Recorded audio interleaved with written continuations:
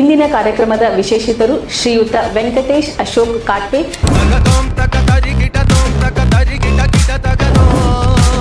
ನಿಮ್ಮ ಕೌಟುಂಬಿಕ ಹಿನ್ನೆಲೆ. ನಮ್ಮ ಅಜ್ಜರು ಒಬ್ಬರು ಟೇಲರ್ ಆಗಿದ್ರು.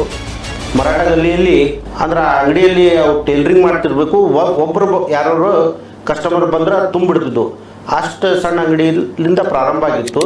ಮತ್ತು ಅವರು ಸ್ವಾತಂತ್ರ್ಯ ಹೋರಾಟಗಾರರು ಕೂಡ ಇದ್ರು. ಭಾರತ ದೇಶ ಹೈ ಮೇರಾ, ಭಾರತ ದೇಶ ಹೈ ಮೇರಾ.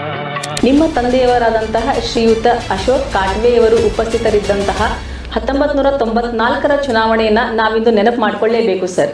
ಜಸ್ಟ್ 8-9 ಇಯರ್ಸ್ ಇದ್ವಿ.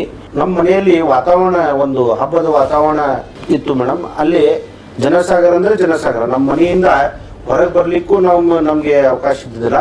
VAK ಫೌಂಡೇಶನ್ ಅಲ್ಲಿ ಯಾವ ಸಮಾಜಮುಖಿ ಕಾರ್ಯಗಳನ್ನ ನೀವು ಹಮ್ಮಿಕೊಂಡಿದ್ದೀರಾ ಸರ್?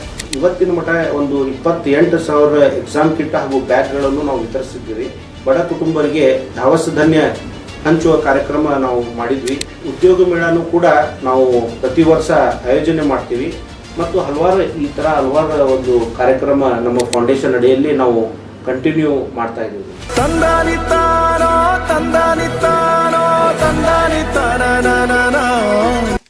ಒಬ್ಬ ಜನಸೇವಕರಾಗಿ ನಮ್ಮ ಇಂದಿನ ಯುವಜನತೆಗೆ ನಿಮ್ಮ ಸಂದೇಶ ಏನು ಸರ್?